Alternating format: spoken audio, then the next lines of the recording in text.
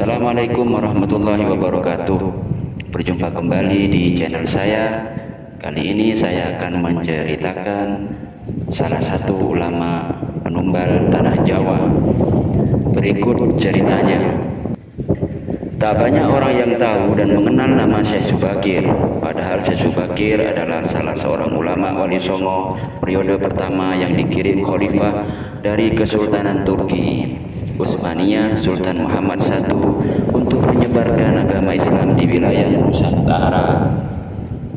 Syekh Subakir konon adalah seorang ulama besar yang telah menumbal tanah Jawa dari pengaruh negatif makhluk halus saat awal penyebaran ajaran Islam di Nusantara. Kisahnya dimulai saat Sultan Muhammad I bermimpi mendapat wangsit untuk menyebarkan dakwah Islam ke tanah Jawa. Adapun mubalignya diharuskan berjumlah 9 orang. Jika ada yang pulang atau wafat, maka akan digantikan oleh ulama lain asal tetap berjumlah 9. Sehingga dikumpulkanlah beberapa ulama termuka dari seluruh dunia Islam waktu itu. Para ulama yang dikumpulkan tersebut mempunyai keahlian masing-masing. Ada yang ahli tata negara, berdakwah, pengobatan, tumbal atau ruqyah, dan lain-lain. Lalu dikirimlah beberapa ulama ke Nusantara atau tanah Jawa. Namun sudah beberapa kali utusan dari Kesultanan Turki Utsmaniyah yang datang ke tanah Jawa untuk menyebarkan agama Islam, tapi pada umumnya mengalami kegagalan.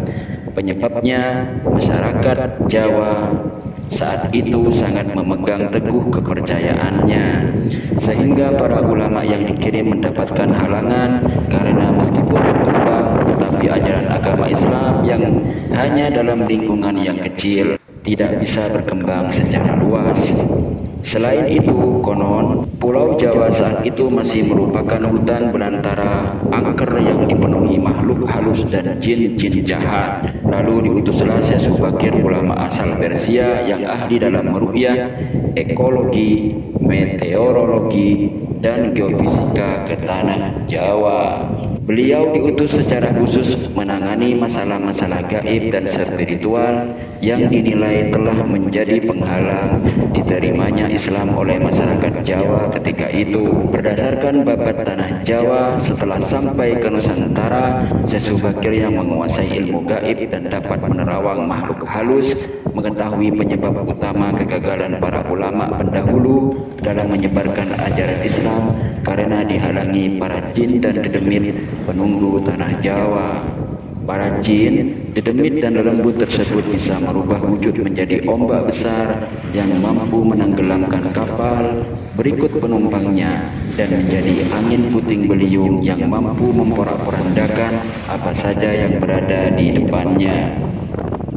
Selain itu, para jin kafir dan bangsa lelembut tersebut juga bisa berubah wujud menjadi hewan buas yang mencelakakan para ulama pendahulu tersebut. Untuk mengatasi hal tersebut, konon Syekh Subakir membawa batu hitam dari Arab yang telah dirajah.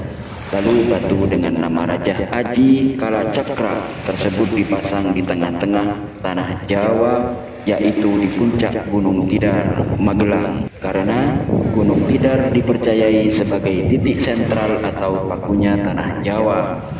Efek dari kekuatan gaib suci yang dimunculkan oleh batu hitam tersebut menimbulkan gejolak. Alam yang tadinya cerah dan sejuk, matahari bersinar terang, damai dengan kicau burung, tiba-tiba berubah drastis selama 3 hari 3 malam.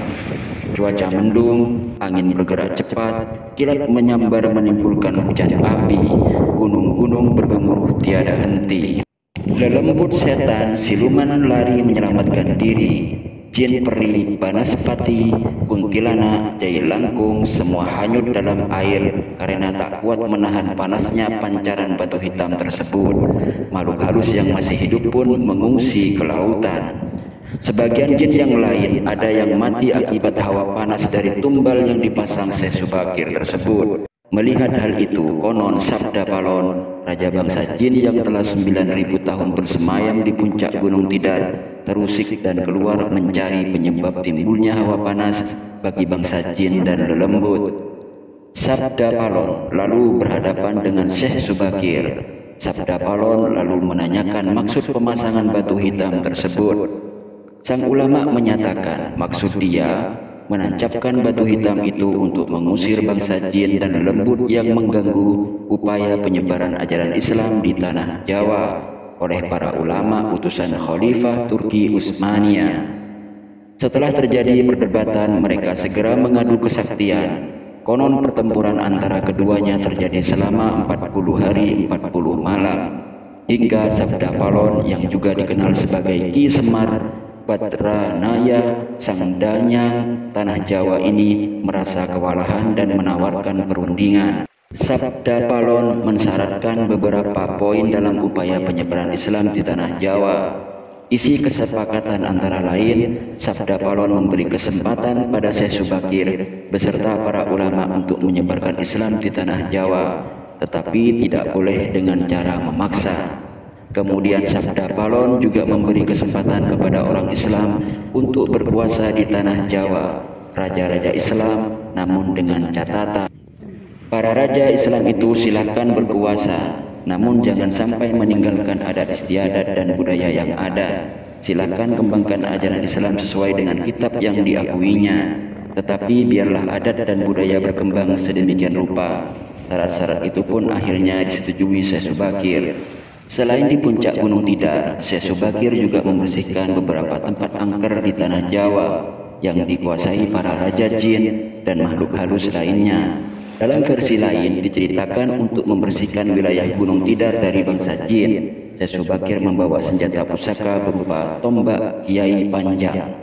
Lalu tombak pusaka tersebut ditancapkan tepat di puncak Tidar sebagai penolakan bala. Dan benar, tombak sakti itu menciptakan hawa panas yang bukan main bagi para lelembut dan bangsa jin yang berdiam di Gunung Tidar. Mereka pun lari tunggang langgang meninggalkan Gunung Tidar. Sebagian pengikut Sabda Palon dari bangsa jin melarikan diri ke timur dan konon hingga sekarang menempati daerah Gunung Merapi yang masih dipercaya sebagai masyarakat sebagai wilayah yang angker. Bahkan sebagian lagi anak buah Sabda Palon ada yang melarikan diri ke Alas Roban dan ke Gunung Sandil.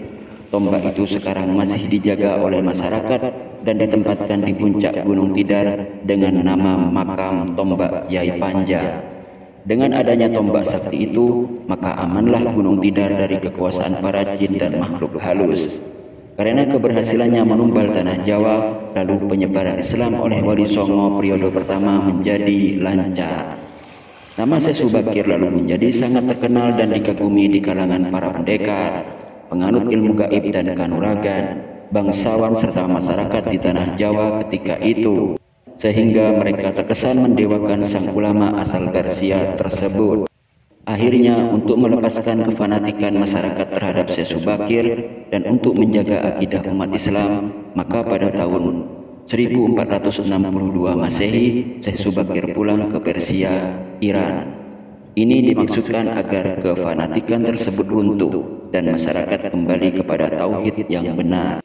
Selain itu, tugas utama Syekh Subakir untuk membersihkan tanah Jawa dari pengaruh negatif makhluk halus telah selesai. Wallahu a'lam bishawab. Semoga bermanfaat.